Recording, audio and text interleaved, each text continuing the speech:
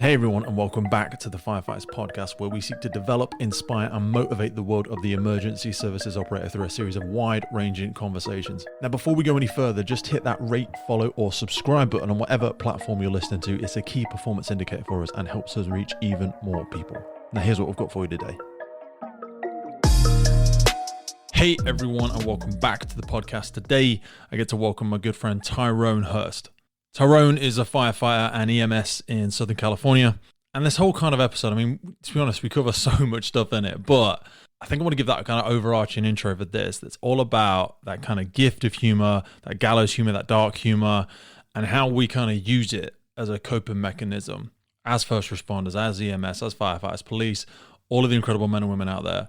Tyrone and what he's doing on social media is just such a gift to the sector. It's exactly what so many of us need. His page kind of started gaining some serious traction during that COVID period, when actually this kind of gallows humor, this kind of levity and taking the rough with the smooth was just needed so goddamn much. But what a lot of people won't know about Tyrone, if they haven't had a chance to speak with him, is actually this guy's level of passion, professionalism, his self-awareness, and also his technical abilities. I mean, in this episode, we go into some fire suppression and ventilation techniques, talking about different methods. You know, we see a lot of stuff from a UK perspective of how the states fight fires. So we're going to go into a little bit of that method of attack, the BA tactics, and we'll also go into the call profiles, you know, what it looks like out there, the differences that different services and brigades and departments face across the world. There's a massive homeless epidemic that's happening in the United States at the minute. And this gives us a real insight into how people are trying to deal with that and how much it is such a perfectly wicked problem that doesn't seem like we've got a huge solution for at the minute. And so much of that is being shouldered by the firefighters and the EMS in America. So there is a whole host of stuff for us to get through today. A massive thanks to Tyrone for coming on and spending some time. Please jump into the notes for this podcast. You can head straight over Instagram, TikTok, some of the best ways to catch Tyrone and some of the just fucking hilarious stuff that he's doing out there. He really does well to capture the characteristics and the archetypes and the types of different characters we have on stations. You know, we always say that the fire service is made up of just incredible people, and it takes great characters to have a great culture. And the work that he does and how he shows that in the way of humor and satire is just incredible. So let's head in there with Tyrone. Thanks for coming back and joining us today, and I will see you boys and girls on the other side. Tyrone. Hey, how's it going, Pete? Yeah, I'm good, man. How you doing? Good, man. Sorry about that. I had to do a couple link swaps and get myself over here. Man, we're all good. Man, you're looking slick. The hair's good. You heading out tonight? What time of day is it there? You know what? It's I just had a baby. The baby's got the morning. It took the whole morning, so I'm just getting my day started. It's about, as you know, it's 10:30 here. Yeah. And I got my studio set up, so it's probably kind of bright in here. How's the family? Is everybody okay? Because you've got a couple of kids, haven't you? You've got another daughter. Have you got an older daughter? I have 4 kids. 4 kids. Jesus, man, what's wrong with you? I've got 3 and I want 2. So, like, I feel like I want to give one away if I can. But did you come from a big family, or did you always want a big family? I didn't know. I think 3 is a good, 2 is such a good number. Is there much of a difference between 3 and 4? Like, I think so. You get a big family, is it just like, it's just rinse and repeat, or?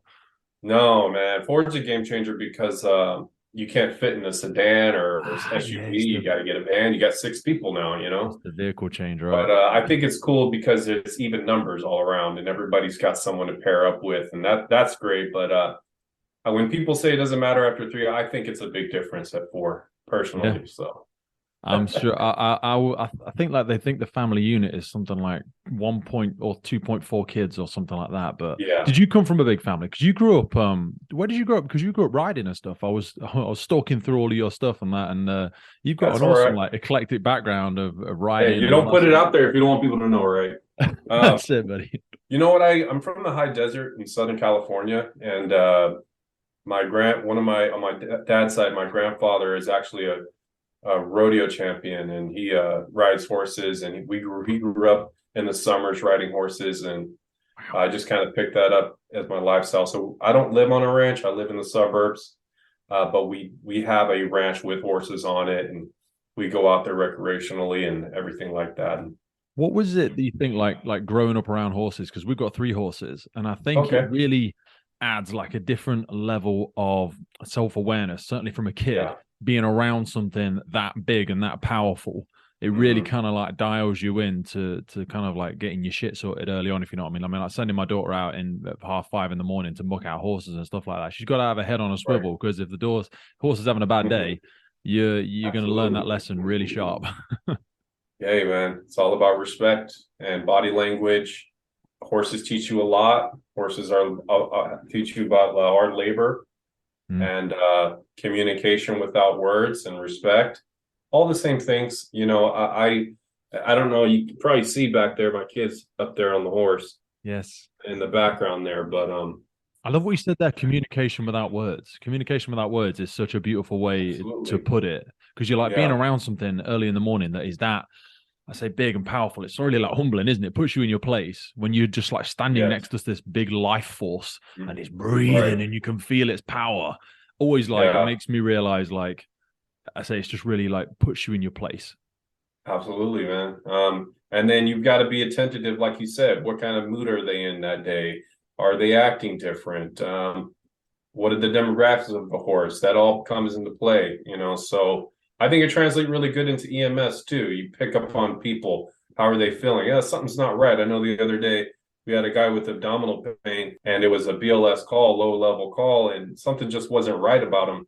And we upgraded it, and it ended up being a AAA aortic aneurysm, and he died in the ER. But picking up on body language like that from an early age, I think that probably has helped me. I don't know, in different ways, and probably you too.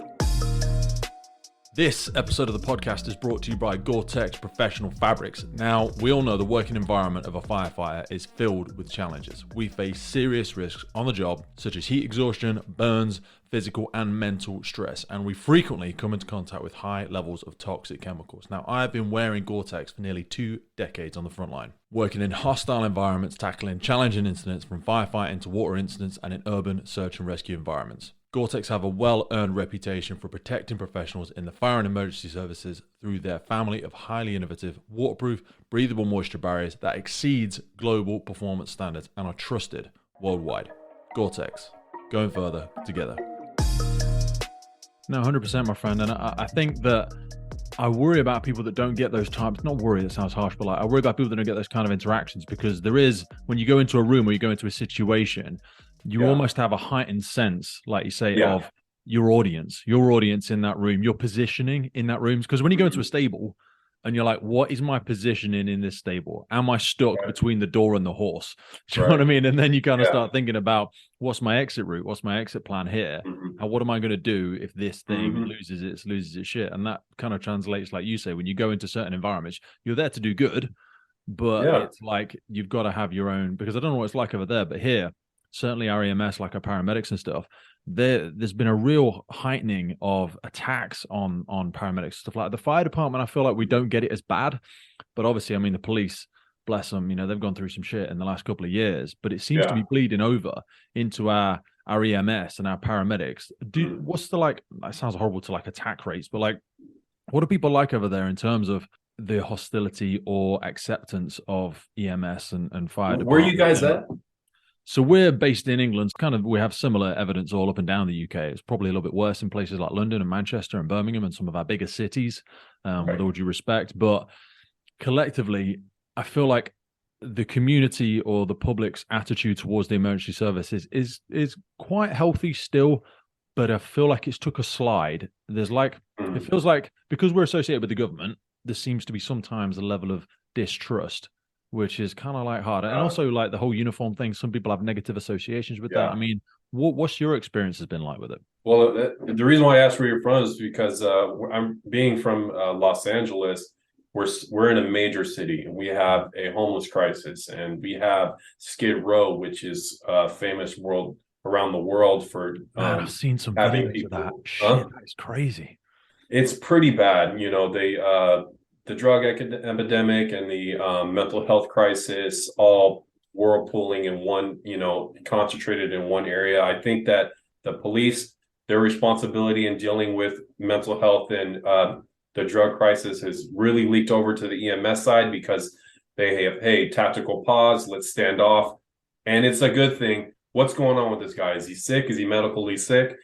And that puts a lot of strain on the EMS side, because now it's up to us to figure it out. And oftentimes it is mental health, oftentimes it is drug induced. We're How getting do in you deal with that scuffles any and differently though? arguments. Because ultimately, if that person is doing something that Mhm. is hostile to the public or is dangerous to the environment, because they have a recognized condition or they have a protected Yeah, characteristic, or just because they have like a recognized, I don't want to say mental illness, but like there's mental condition, yeah. how that can't inherently alter too much how people deal with them, and you don't want to be standing off to the extent that they're a danger to themselves or the public. So that's a real kind of like moral dilemma, I suppose, certainly for you Yeah, guys.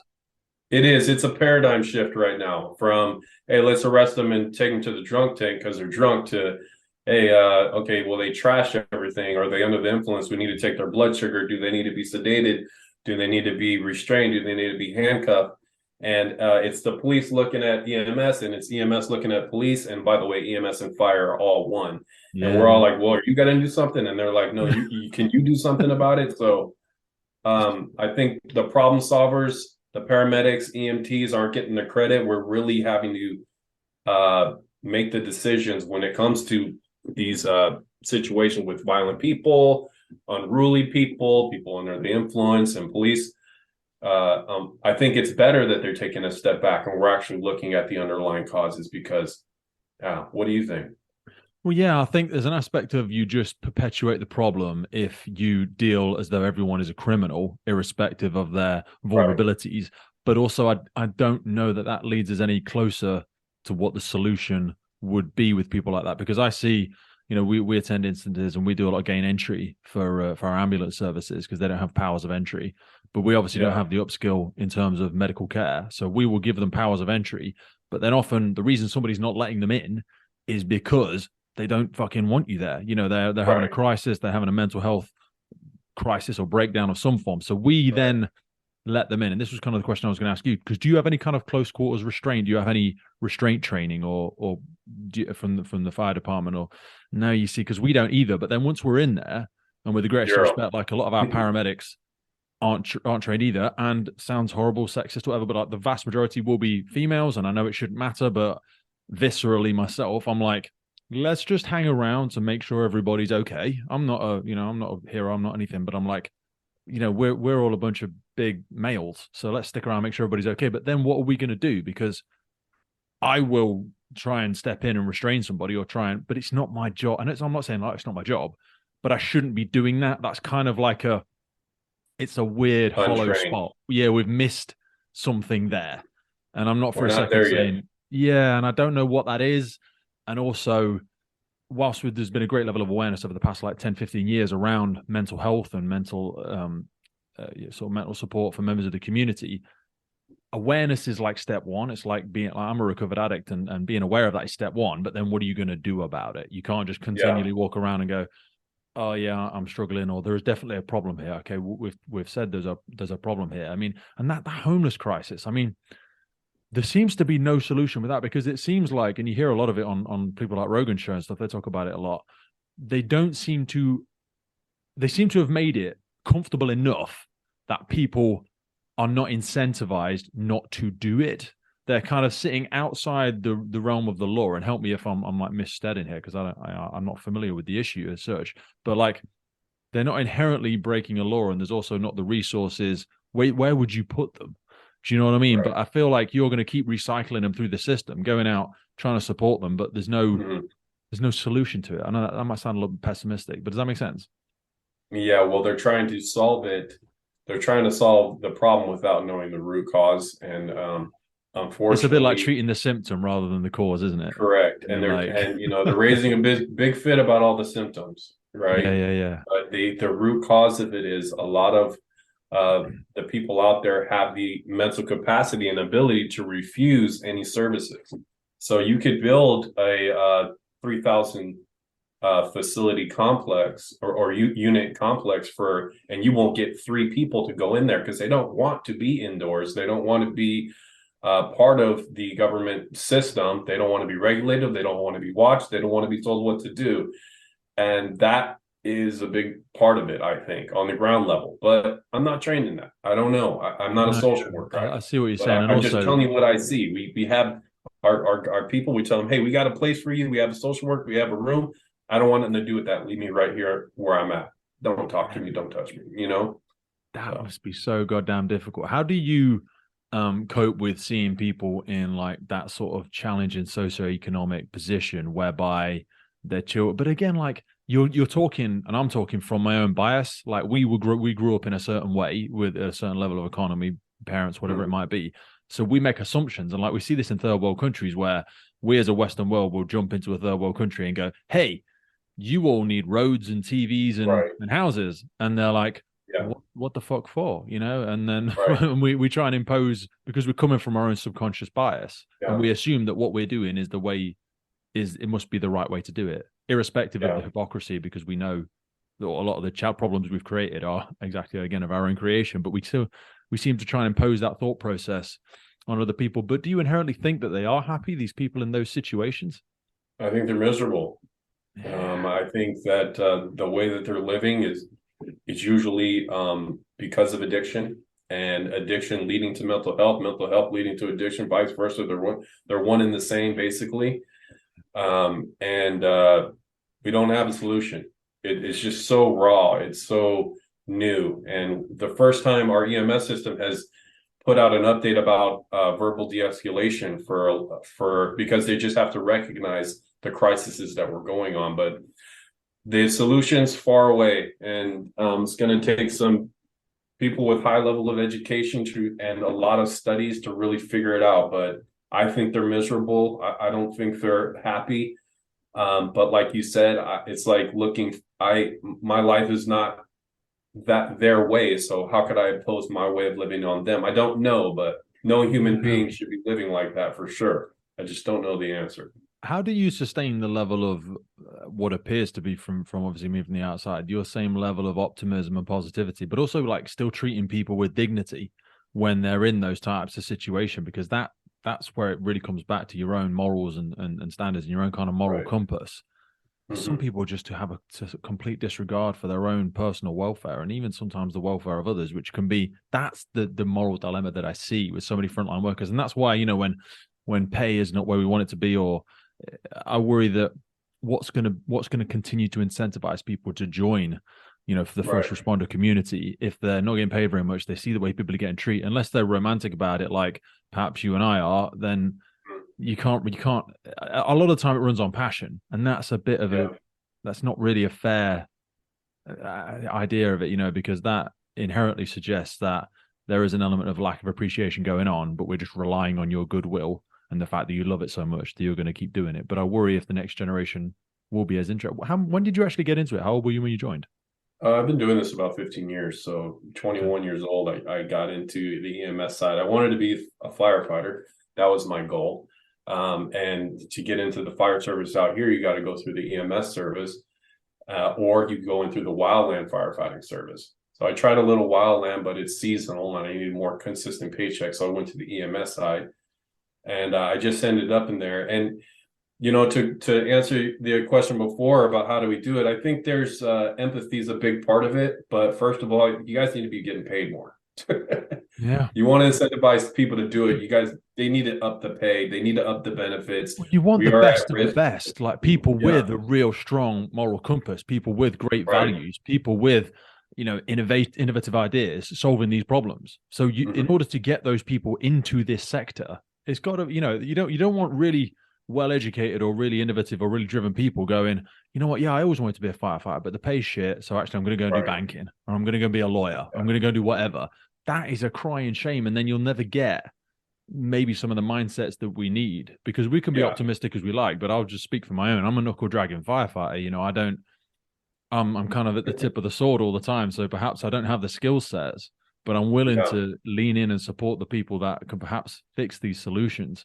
Yeah. But it is a real conundrum that we seem to have backed ourselves into that corner. So you say you joined and you had to go through the kind of EMS route.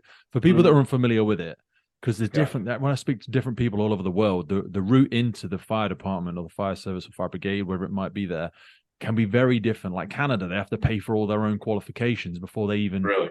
get in on certain departments. How does it work for you? Do you need a degree? Do you not need a degree? Do you have to pay for the courses yourself? How does it work getting in? It's changed over the last decade, and I've been in the fire department for about 7 years, but and I think it changes county to county. But for California, there's a lot of professional departments, and the pay is better. And the governments, of course, are. I mean, California is, I think, the eighth leading economy, and so there's a lot of financial backing from governments.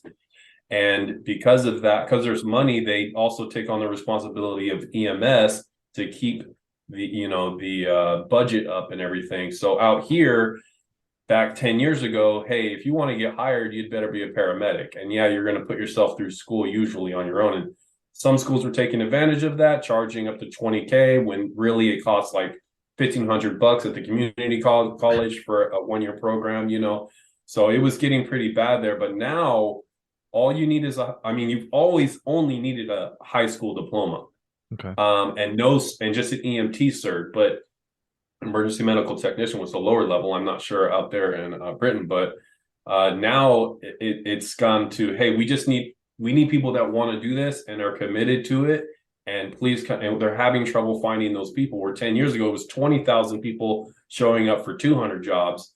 Now you have like 700 people showing up for 200 jobs. So the requirements are a lot less. It's a great time to get into it if you want to get into a fire department career. And then, of course, a lot of people don't like EMS and they just want to do firefighting Why is that because of though? all the Because problems we've talked about. yeah, but like in the UK, so in the UK, ours are totally separate. Our EMS work Yeah. completely separate from our fire department, which I think is Mhm. a real shame. And like, as our fire department is less busy for us from certainly from since when I joined, the kind of victim of your own success in that protection and prevention and all that sort of stuff means that things are built better, people are a bit safer. Technology accelerates in the way that cars are made and how safe people are on the roads.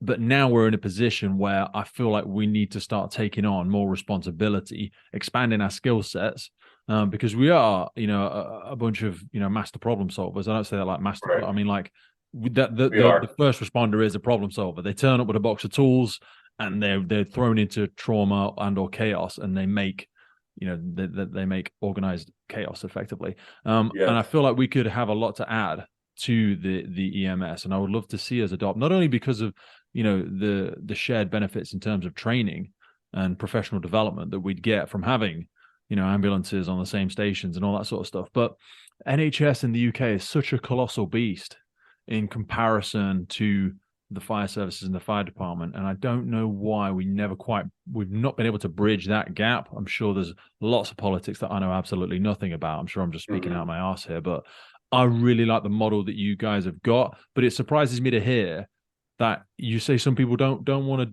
do EMS, because it's all about the kind of why behind you joined. If I like to think that the why is, okay, I want to help my community. So if you want to help you, there's loads of ways you could do that.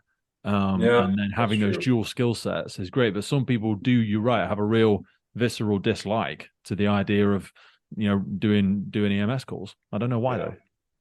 though. Well, this is people of thrill seekers who seek out this job, right? We want to kick indoors. We want to go into the smoke. We bought into that. And I think all those things that are hardcore, everyone's into that. But for the EMS side, I don't know, man. It gets pretty tricky because of all the issues we talked about, having to deal with all the crises that are going on in society, economically. It all just comes down to like how you said. So So on your stations, is there a clear divide between those who also respond to EMS calls as well? Is there those that solely ride the trucks, and then what's the kind of split? I mean, do you cross over and ride both skill sets? How does it work? everyone gets their turn on the ambulance, and everybody gets their turn on the truck. It's there's a clear line of people who most people just don't like EMS because our system is so overloaded for us as firefighters. We're running 2,000 calls as a department a day, which is completely insane. A lot of companies are running 20 plus and even up to 30 calls a day. And one of them, this 1 square mile, you're running 30 calls, and there's six units, and each one of them are running 30 calls. It's crazy out there, like that's Skid Row specifically. But for the a lot of people are kind of shy away from the EMS side, and I think the paramedics take the blunt of it. for, hey, we're the guys that are going to do it. We're going to get it done. And my series of videos I'm having putting out right now is I just about, saw that one, yeah, where yeah, they were turning around to the crews and you were saying like, I'm the goddamn hero here. I'm the one that's actually saving you. And I love they're that. not going to like that. Some of the hardcore truckies and firefighters aren't going to like that one, and that's okay. I'm here to talk. I'm here to open up that conversation. I'm here to show the paramedics, hey, you guys we're all feeling the same way. We're part of the crew, but this is about EMS. It's 90% of the calls. Come on. So I like the conversation. I'm also opening it up. A lot of people are holding stuff in. They're getting bitter. They're really starting, some people take it out on the community. They may not realize it. They take it out on their family, the frustration. I want to be a firefighter, but I'm stuck doing EMS. It has its issues. It's not necessarily always the best to mix the two together, because ultimately we all want to be firefighters. Hey folks, just wanted to jump in with a quick piece around firefighter health and well-being. Whether you are trying to join the fire service and pass them tricky fitness tests, if you are currently serving, or if you are coming up to that next chapter of your life, retiring from the emergency services, we get so many different questions around it. So in partnership with Fitness for the Frontline, we have come up with a series of guidance and programs specifically designed to reflect the physical elements of the role of a firefighter. So whether it's carrying an LPP across an overgrown field, lifting a ladder above your head under running it, or wrestling with cutting gear for 30 plus minutes at some kind of complicated RTC, our bodies are required to lift, push, and carry objects in very specific circumstances. That is effectively what Fitness on the Frontline focuses on, as well as the longer term aspects of overall health and wellness for our firefighters. Now, we are definitely not about to be smashing out world records or getting that beach body ready in 6 weeks rubbish. The systems and programs that we put in place are adjusted for people's current fitness levels, and they're not a prescriptive weight or a one-size-fits-all BS. It is very likely for myself personally that I'm still going to be a firefighter when I'm 60 plus, so longevity in the role is really important to me, and I know it is for so many people out there. It all starts with no obligation, 7 days worth of the programming, absolutely free. So whether you're joining, serving, or looking at the next chapter in your life, Fitness for the Frontline is designed by firefighters for firefighters. Now back to the show. So talk to me for a second about, because you started your page back in 2017. For people that are not remotely familiar, I mean, we'll link it in the notes to this podcast anyway, but just give me a little bit of a background on when you decided to try and to mix in this humor and satire to genuinely address either some of the cultural stuff, you do some leadership stuff on there, and you kind of poke fun at some of the stereotypes that we see in the fire department. When did you first think like, fuck it, I'm going to do this thing? When did you have that kind of idea? Because you're putting yourself out there, and I love people that do that, because everybody wants to do it, everybody enjoys it, but it's hard, man. I mean, it's like you can feel like a real dick, and how do you stop that? Well, I was just thinking, but I had very few followers, just my close friends, like 300 people, and a lot of people started liking it. They started sharing it, and then TikTok came around, and voiceover started to become a thing, and I realized, hey, I'm actually pretty good at this, because I'm looking at other people and they kind of suck. And the fire service, our department specifically, was entering a dark time with COVID, man. It was getting bad. Morale was terrible. There was a lot of people who were against the vaccine. The city's pushing the vaccine, and then they're also saying, oh, by the way, you're frontline to fix this problem, because we were doing vaccinations as a department. We took on that role for the city. We were doing all the 911 calls, the full arrests, cardiac arrests that were happening 5 times a week when it was once a month before. And just dark times for the department, dark times for morale and in the station, boots on the ground. And I had made a few videos. People started laughing. I started rolling with it. And then someone posted my video. It got a lot of views. People hitting me up, hey, keep going for it. So I kept doing it. And then you keep getting better and better. But I've been doing videos, and I have a YouTube channel too, where I do some training stuff. So I've been doing it for a while, and the skill set just kind of, opportunity and preparation just kind of met right there. And I just went with it. I just jumped in. In terms of pullback, I get plenty of that.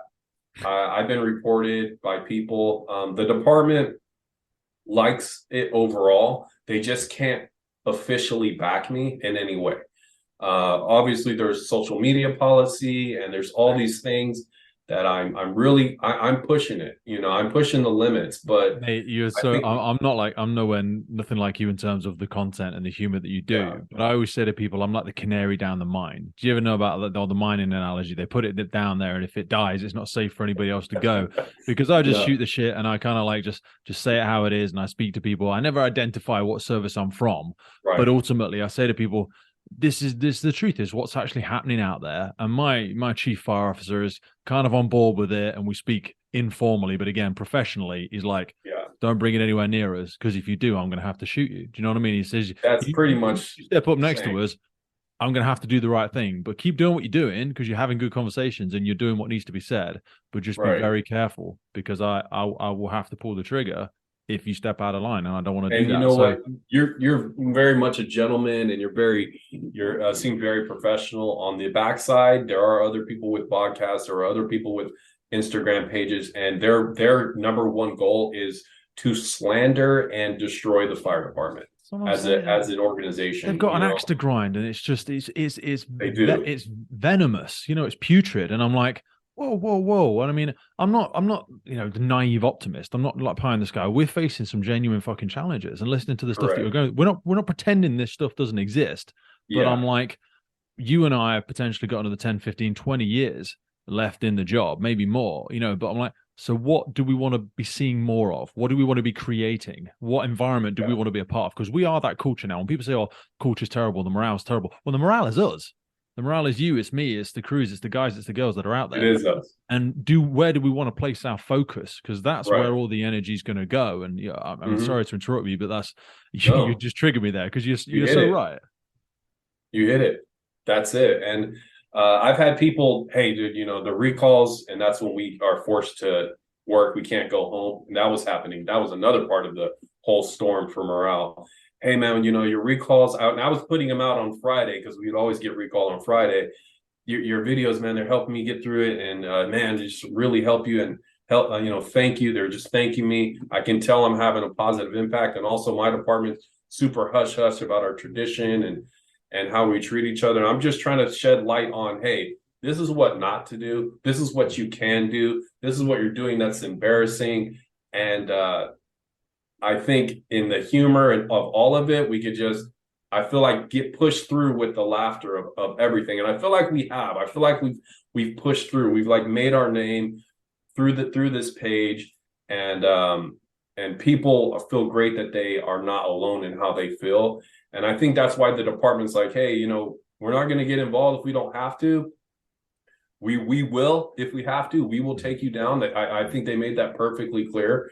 But my motives are obvious. And if someone is out there reporting me for whatever reason and they're filing a complaint, I would question their motives. I would Yeah. say, what is your reasoning for doing it? And I've played by the rules. I follow the policy now. I have my own shirt. I'm not at the stations. I'm not repping any fire department anymore. So I've learned to play by the rules too.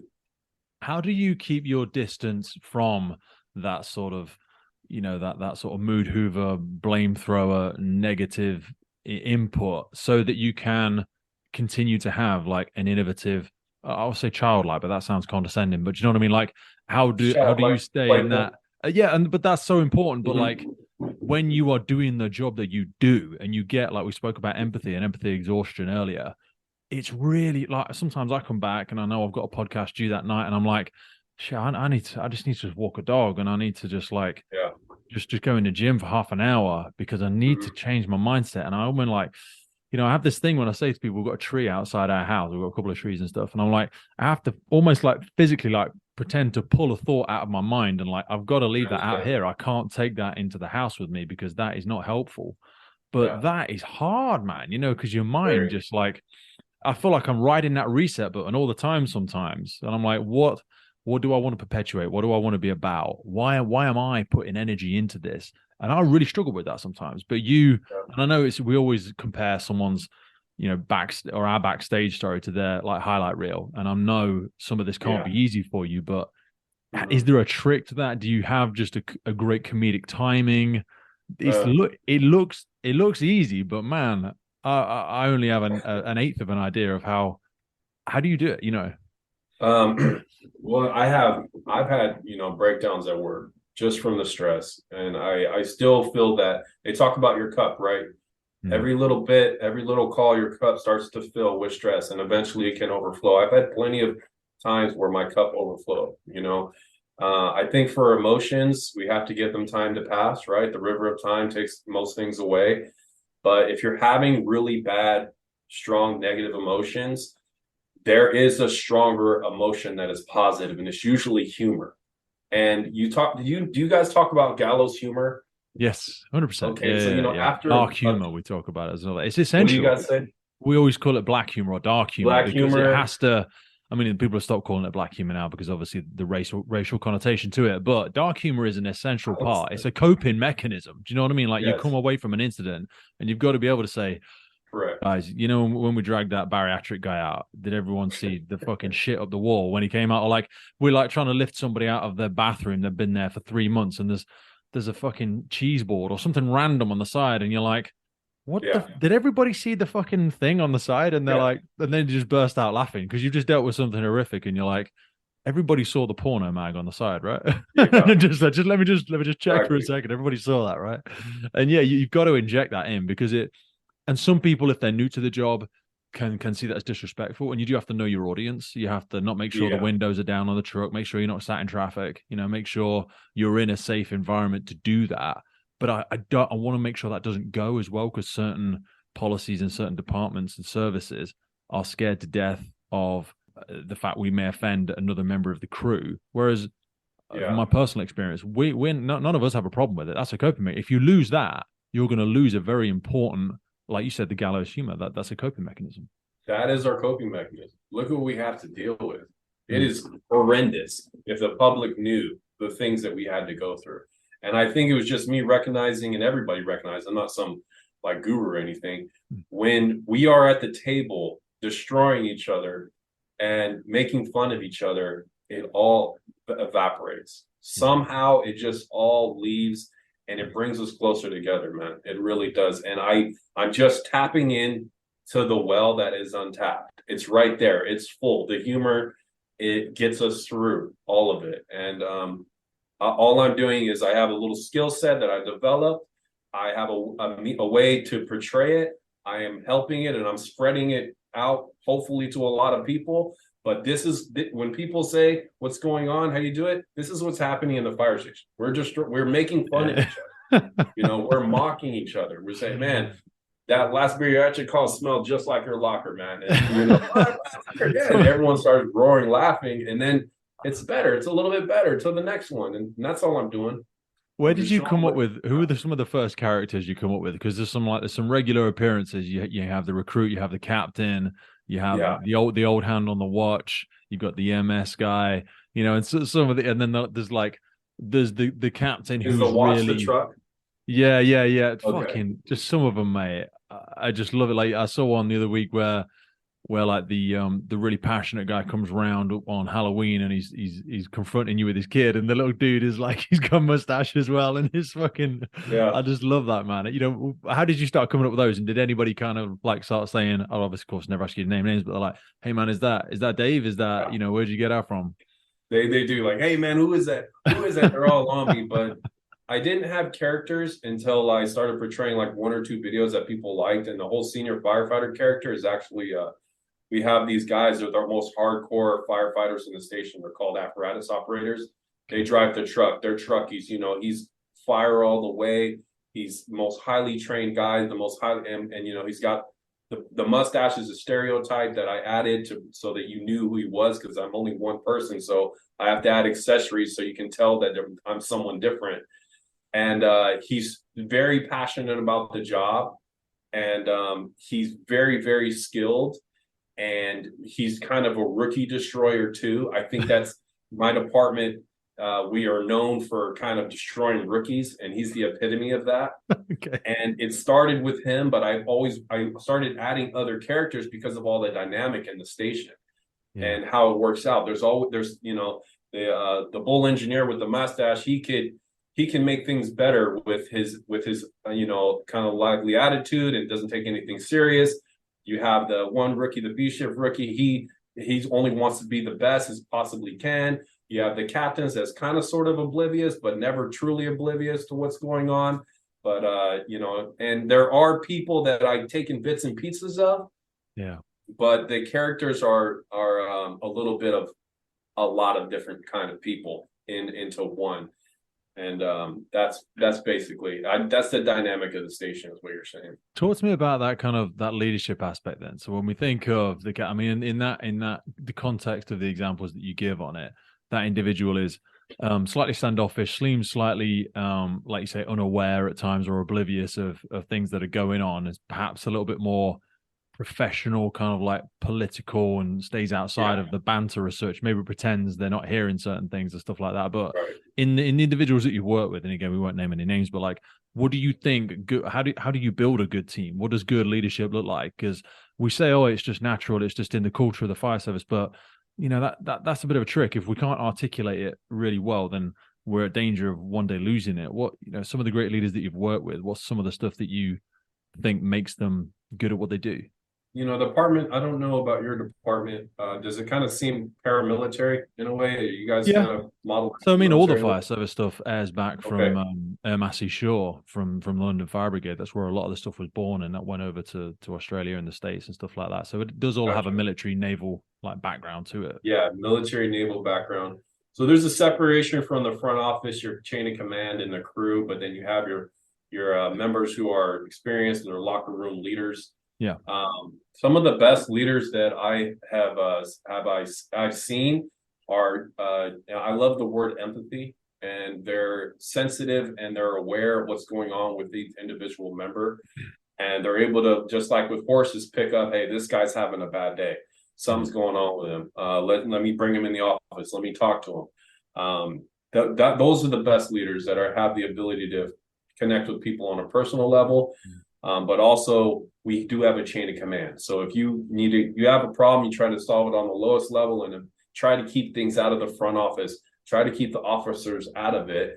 And that's our culture. That's why I say that he's oblivious. He's not completely oblivious, but he understands the need to kind of step back and let the firefighters figure it out. It's good if a watch or a team can like self-calibrate, isn't it? If it can calibrate itself, you should let it, as much as that might seem to some people like, oh no, it's your job to deal with it, it's your responsibility. No, because you would like the culture of a team to calibrate itself. Like you say, in the locker room of a great sports team, you would hope the older players, not necessarily the captain or the assistant captain, they should be the first one to say, that's not what we're about.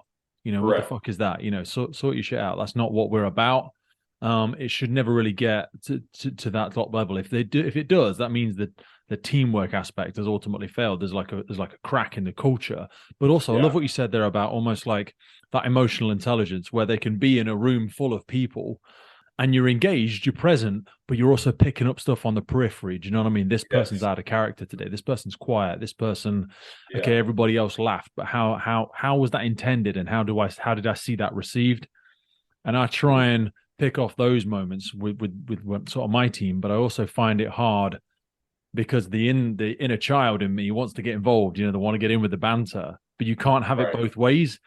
Because if you become part of the banter and all the sort of shooting the shit with people, then people can see you as less approachable, because they're like, you're part of this and you're condoning it or you're in on it. So it's like, you can't have it both ways, and that can be really difficult. I see that a lot.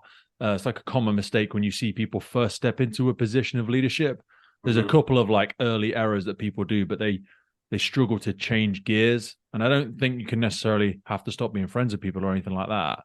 But there is a definite, like you said, there is a definite separation between them. I think there has to be. Absolutely.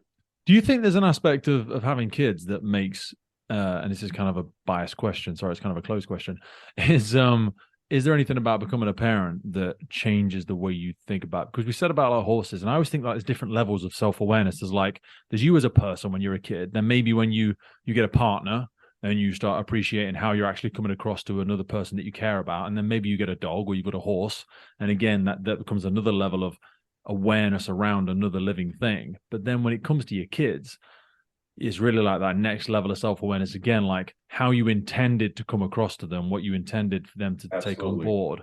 And that could, but some people, if they never have that, maybe they never develop that muscle. And I don't know Mm. if because I think being a parent means you're a leader anyway, whether you're in the front line or not. You know, you have to lead your family and guide people. There's almost like an unspoken mentorship that's happening there. That's interesting. I don't know if I've been asked that question or considered it. I think that the challenge I see as a parent and what it plays is I have my work culture and everything that I need to survive, all the tools that I bring to work to be able to make it, and then I have my home life. I think that firefighters, because and paramedics and the whole EMS service and even police, I think we should be really mindful about blending the two together and having a separation, a clear delineation between how I behave at work and how I solve problems at work, and how do I raise these kids to be good people. I don't know. I have to think more about, what do you think? So I think before I had my kids, I was big on. I mean, I'm still big on self-discipline, but I've started to appreciate more that, as ironic as it sounds, that is self-imposed for me to. And again, I know I'm like a recovered addict, so the things that I do with myself and the disciplines I impose on myself are because I have an awareness that I have a problem with certain things, and I need to have coping mechanisms. And if I don't put structure in my life, I'm Hmm, at risk of slipping down those slopes. So I can fall off the I mountain if I'm understand not that. careful. But I appreciate my children, certainly like my daughter as an example. She's very different in that respect, and she's got such incredible. Like she makes me cry all the time. Like she's got such incredible emotional intelligence. And again, I don't know. And so, like as an example, my wife, who used to be in a relationship of domestic violence, and it's another example of where someone develops a very high level of emotional awareness through sheer survival instinct. And I think that has become a secret superpower for her. And that has sort of translated onto our children. And they are just so acutely aware of the way that people feel. So when I am struggling, like, God, when your kid comes to you and says, "Oh, daddy, you don't seem happy today. Is everything okay? Do you want to cuddle? You know what?" And I'm like, before Wow. I'd just be like, "Oh no, no," and I kind of lie. But now I feel like I wasn't serving my kids in trying to hide that. And actually, there's kind of a balance to be struck with vulnerability, isn't there, and honesty, and showing that Yeah. it's okay. And I'm like, yeah, you know what, Daddy's actually really struggling today. I can't shake it at the minute. But what you've just said to me has literally just blown me away. You've just taken so much weight off Right. Daddy's shoulders, and I just love you so goddamn much. And Mhm. and it's just like, yeah. So I don't sorry, I don't know if I've even answered your question there, but like No, I get it, and I know exactly what you mean. it's powerful shit. It's weird, and that's what I mean. It like this is what I'm saying. It opens up a whole new perspective of yourself. It's like realizing there's another side to the dice. You're like, Mhm. whoa, Yeah, shit. that's What is true. this muscle? I didn't realize I had this muscle. And like before I had my children, was that period of addiction, and like it was only when they were born I thought, am I going to be comfortable lying to them? Because I'm okay lying to myself, and I would lie Right. to my partner and stuff like that. But then they kind of force that extra level of, I don't know, accountability. You're like, am I willing to look at them and lie about the things that I do, lie about the person I am? Sorry, I don't know. I'm going really deep there, maybe, but No, it's you hit weird. it on the head. The kids, yeah, I would love to say that everything I'm bringing to my kids is something I made up, but the reality is they're the ones who taught me it. They're the ones that have exposed my weaknesses. And, my wife may call me out on something. My son may be acting different because of how I'm behaving. And they've caused me to check a lot of the issues I have. So it's Mm. not me checking it before I get the door. I think they're the ones who are really teaching us. And Mm. that's where it comes into play, I think, maybe. I don't know. No, no, I totally agree with you. It's like because they don't just learn what you say. They learn with their eyes, not just their ears. Do you know what I mean? Right. So I think how will you live in your life? Because you can say whatever you like. You can be like, oh, make right decisions, try your hardest, do your best, don't tell lies, Yeah. whatever. But they see what you do. They see the Absolutely. hypocrisy of our lives sometimes when we say try your hardest, do your best, and then you fuck off the whole afternoon watching TV and doing whatever, or you get drunk on a Friday night or something like that, and they're like, and then they say, "Oh, Daddy, that doesn't make sense," or "Why did you do that? Or why'd you get angry?" And you're like, look, don't do what I do as I say. Well, no, that's bullshit. I mean, so you and I may have been raised like that at times, or other people, but you're like, you know what? They should ask those questions, Yeah, and sometimes it frustrates us so much because it's true. it You is. know what I mean, that's Yeah. that's why it cuts so deep, and it's something about the innocence and the way they deliver it. I wanted to, sorry if I got too much down that rabbit. I wanted to change gears for a second and just ask about, because you referenced sort of truckies and we spoke about some of the stereotypes there. I don't want to catch you out here, and if like we can edit this bit out if we go anywhere. But like, I wanted to ask about different sort of resources and command trucks and triples and the Oh truck yeah. companies and what the sort of layout is, because over in the UK we still have aero platforms, we have PRLs, we have WR, there's different combinations of vehicles, but the fact that you guys have a different skill sets and you obviously have the EMS, I wonder if you could kind of run us through. And in total transparency, I am kind of looking at the some of the departments list of sort of trucks in front of me here. Mhm. But if you could take us through kind of the differences between things like what if it's a truck company, there's a task force, there's a triple. Where does all that come in, and what's the difference? Okay, well, we're modeled after the Navy. A lot of the people who came back from World War II and everything, the structure of our response to incidents is based on the Navy.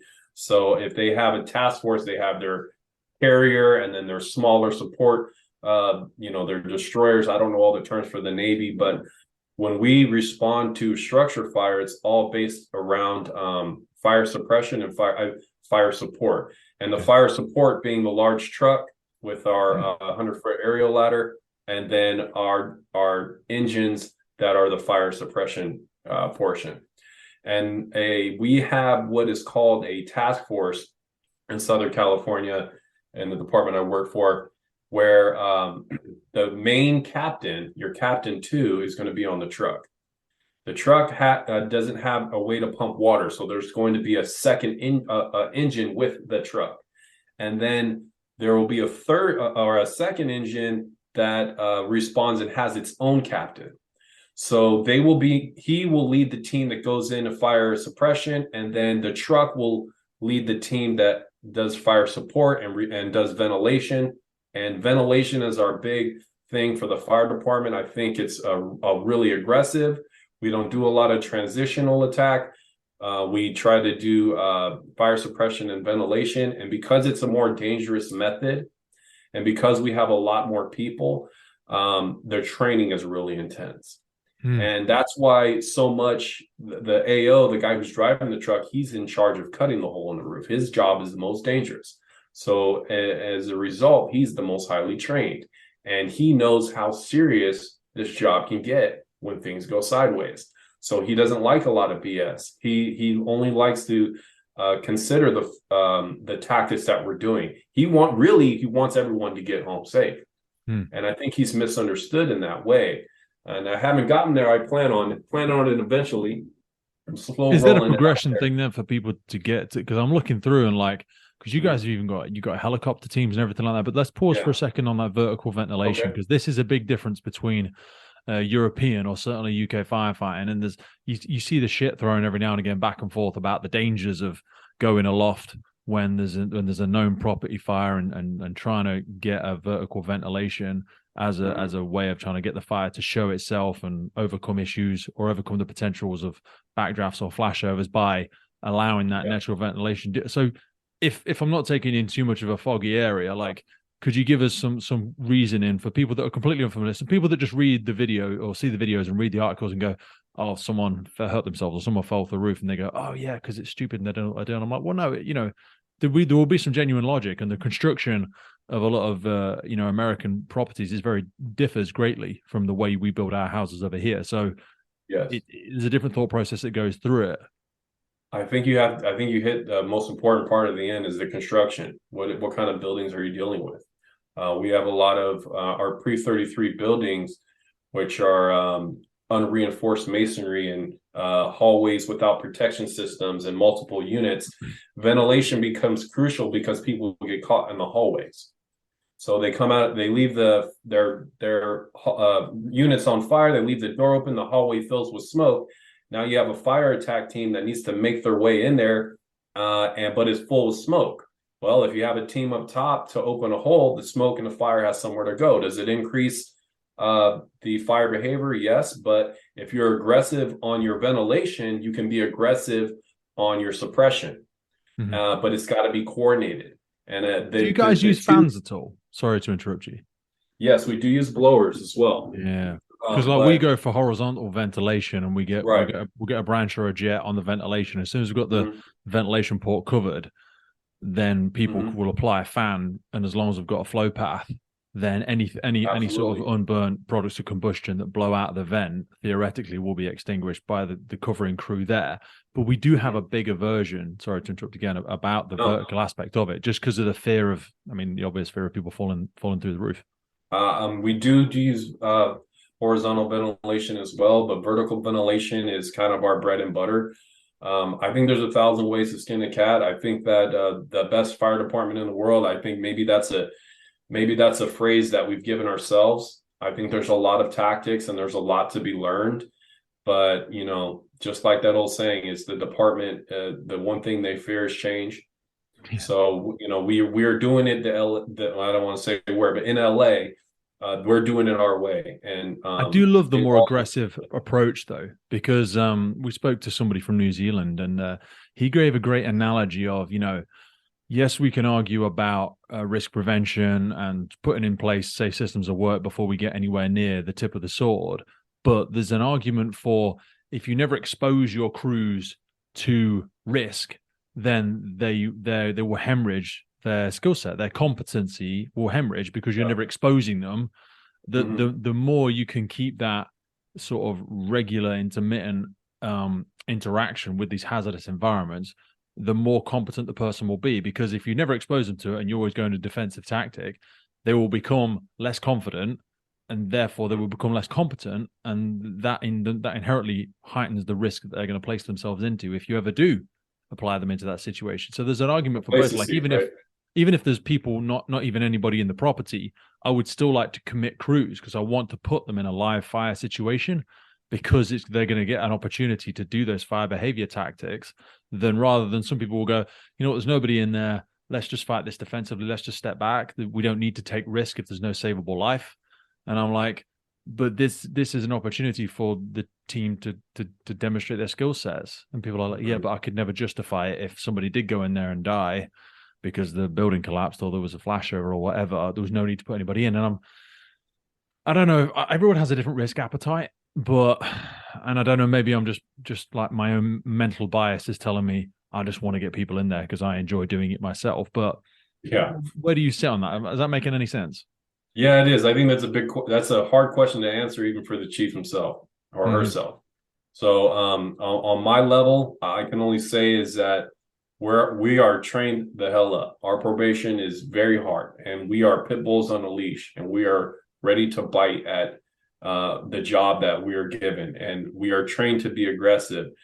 And it's the leadership's job to mitigate our aggression and make decisions based on. And we've done leaps and bounds since the time I've been on, in introducing different types of profiles and risk analysis versus. You guys are going to go in there, you're going to kick the fire's ass, and at the end, we're going to talk about how we could have done it better the next time, and that's our culture. But I think it's hard. There's so many ways to do it. It's a hard question to ask, even for a chief, I think. Because also the amount of water that some people place into properties, like, I've always thought we fucking wash the house down the road. Sometimes we can do just as much damage through over application Oh, of 100. water, and that's Mm-hmm. where that, compartment fire behavior training and a good understanding of fire dynamics and water application really, because I know in America there's a greater approach to straight bore attacks, and the way that your hose patterns can be a little bit different, whereas we've got this. A lot of it came maybe 15, 20 years ago when we started doing gas cooling, and there was a lot of science behind water droplet sizes and, Uh-huh. dispersion of combustible gases and all this sort of stuff to try and, but ultimately that pendulum can swing too far as well, where people just gas cool, never put any fucking water on the fire. It's never going to fucking go out. But I see, Yeah. from the limited vision that I have and the limited interpretation of what I see, there seems to be a tremendously higher emphasis on volume of water that seems to be associated when I see firefighting techniques in the States. And I don't know, maybe that's just because of the stuff I've seen. I think it changes fire department to fire department. Hmm. We How long is your have training? Oh, training never ends. The Yeah, training never good ends. shout. We have our drill tower that used to be 20 weeks and they got cut down to 14 because of some staffing stuff we need to pump people through. And then the probation is a year long. And the probation is really where you get really where you go through it. And every day you're giving 1 to 2 drills. You're throwing every ladder. Every day can feel like a drill tower day when you're on probation, Mm. especially at a truck house. We want to make everything muscle memory because we don't meet in the front of the rig and say and have our captain tell us, "Hey, go in. I want you to do this. I want you to do that. I want you to do this." Like the show 911, they always do that. I want you to do this, you do that. We don't do that. When we stop, it's like a well-oiled football team in their tactics. Everyone breaks off. Everyone has a job, and if everyone does their job, the orchestra, the play will go smoothly. No one talks. Very little like personal communication. We have a forcible entry guy. We have this, and you have to know every position on the team to be on the team because we're going to run this play when it's this building. So I think that's our training of being a year long, and it's so intense because there is no huddle at the front. It's ready, set, go. Do you all wear breathing apparatus sets as like standard, don't you? So like we tend to get off the trucks, and then if we believe they're required, we'll kind of detail 2 people as a minimum, team of 2, and then we have big like entry For control what? procedures for breathing apparatus. Sorry, so Okay. for BA sets, but it seems to be that you guys and girls will kind of make your own dynamic risk assessment as to when to don them and when to go under air. And that is that just a decision that people will make themselves, or because it doesn't look like you have any form of like entry control. What I mean by entry control for us, it's kind of like a board where people put in their tallies. We have tallies that has an electronic communication to the set itself, and it allows us to understand how much air that person's got left, what the internal temperature is, where they are. I mean, is there a similar system to that, or are the crews just kind of like self-deploying as to when they believe they need to put their sets on and when they don't? Um, People are putting their breathers on as soon as they need them, and the crews operate. A company is going to work as a crew, and whoever's lowest on air, that's how you're going to know it's time to back out. It's not being tallied how much air you use. I think that our department is where I'm at. It's like, hey, if you use a bottle and your crew has to back out, go put on another bottle and get back in there. So it's not being monitored closely. That kind of tactic hasn't reached us yet. But breather up, people are breathing up sooner, a lot sooner than they were 30 years ago, and even 60 years ago when it was you better not wear a breather. We're gonna breathe through use our mustaches as a filter. And that, do you guys ever talked about that? Yeah, How well, the no, old I heads used to remember do when it? I joined, right? I one job in maybe it was like 6 months in or something like that, and I remember being at the landing, the top of a set of stairs, fighting this fire into a bedroom, and my station officer or captain, as you might refer to it, just fucking crawls up the stairs behind me, fucking thick as anything smoke, and tugs on my leggings, and he's like, "We're gonna send another crew in behind you," and I'm fucking looking at him.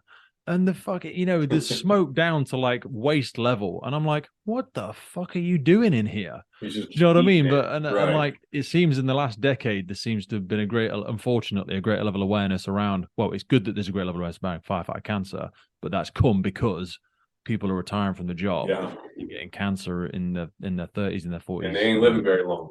No, and that's it. So that's kind of because it used to be when I joined. Oh yeah, I stink of smoke, and I'd go home and my kids would smell it, and they'd be like, "Oh, Daddy, you've been to a fire. Tell us about it. Tell us about it." And my kit is still gassing off. I've still got fucking and it makes me feel a bit bad now. I've still got carcinogens gassing off in my Mm. house, in my living room, in my car. I've got the kit in the back of my car, and it stinks. And you just didn't think Mm. about it, or I certainly didn't. Absolutely. SCBA culture, luckily, has changed a lot, and people, decomp procedures and everything have increased a lot, and people don't want to have a kick-ass fire career and then, just die from cancer. And the big mustache thing is so important too to portray a firefighter because they were using that as a filter to breathe. You lift your lip up, you get your head close to that nozzle because the nozzle's pushing fresh air. You fight fire going like that. It used to be a badge of weakness to wear your SCBA, and that's changed. That's 100, a complete 180. You put it on as soon as you are about even outside of the structure. If you're close and you're getting eating smoke, you better have it on. Don't breathe any smoke. Wear it during overhaul. That's our thing. Wear it during overhaul. Yeah. So it's changed a lot. So just sorry, I know I interrupted you. I'm terrible at it. I tend to get too excited. But like, so you started as EMS. Everyone, or you saying most people have to start as EMS to now to get into the fire department. When you get on there, what's the base level? What's the rookie tasks? What truck do you start on? And when and if can you move up to those aerial ladders, those the ventilation crews? Is that an experience thing? Do you have to wait for the jobs to come up? How does that work? When you come on, there's two types of companies: an engine company who's going to put water on the fire, and a truck company who's going to be on the roof cutting a hole essentially and doing forcible entry and some other support functions. When you're on probation, you'll start out either on the truck or the engine. You'll learn how to do both jobs, one position only, because there are multiple positions. Then if you end up at a station, because like I said, our whole model is anyone can play any role on the team, but you got to know all the roles. You got to have like muscle memory. So if you end up on a truck, the experience of where you're riding on the truck changes depending on your level of experience. If you have a low level experience, you'll be riding the top member, you'll be throwing a ladder, you'll be sounding the roof for integrity. If you're we have the most, like my senior firefighter character, you'll be operating the chainsaw and leading the team. And then he has a guy behind him who has the second amount of experience. So that's how it works, is you are one or the other and you learn every position as your career progresses. But is it kind of like dead man's shoes, if you know what I mean? People never get to those positions unless that person retires, ultimately. Used to be. Yeah. Yeah, that made it always really difficult with stuff like that. You also still have like urban search and rescue units and heavy rescue units and hazmat units. Are they kind of like regional assets, or do you have them per station, or how much? Because they came in the UK regional. Kind of like around, it was part of a New Generations project after we'd had some of the big terrorist attacks effectively, and we started bringing in all these things to accommodate for potential collapse structures or explosive devices and stuff like that, and some of our chemical units and our mass decontamination units in case there was acts of terrorism. But again, is that a special company where you just kind of have to apply for those skill sets? Yeah, they're at specific stations, and then they cover regions, and they're properly spread out for response time. So we have enough USAR units, we have enough hazmat units to be able to reach any part of the city given a period of time. Now, if you want to be part of that, you simply transfer into that station that has it, and you get trained up, and you get certified on each rig, and you can seek that out. It's there for you. You can do whatever you want. We even actually train our own pilots. We don't go out and actively hire pilots to fly the plane right away. We will train you from probation to be a pilot. And that's why that is our the unique. Because that's one of the things I was looking at there. Because there's like seven helicopters in the department that can be used for either EMS or fire, and I'm just like, wow. That, I mean, over here we have like we have that for EMS. We have flying doctors and helimed teams and stuff like that. But again, it is dead man's shoes, and I think you've got to have like a minimum of 5 years operational experience as a paramedic before you can even apply for those roles. But that's got to be a hell of a cool thing. What do you have in mind for yourself? Do you see yourself? Do you have any like boxes you want to tick in your career? Is the skill sets you want to acquire? Do you think you'll stay in the job a long time, or do a leadership development? I'm doing 33 years. 33. That's very specific. Yeah. Well, that's how our retirement works. Yeah. So after 33 years, you get your max pension. I plan on doing all 33 years. I really want to be a driver. I really want to be an engineer. I'm still working on that. That'll probably happen within the next year or so. And then from there, I'll have to decide. I know people are pushing me to go the leadership route.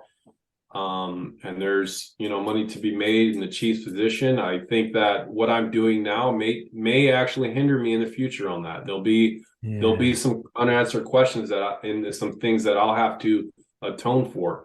But ultimately, I'm being told to repeat an oath. I'm being told to repeat our core values. I'm being told to repeat our mission statement. And then when I'm in the station, not everyone's living up to that. So it's kind of like that thing with your kids. Hey, you can talk all day. If you ain't living it, who are you?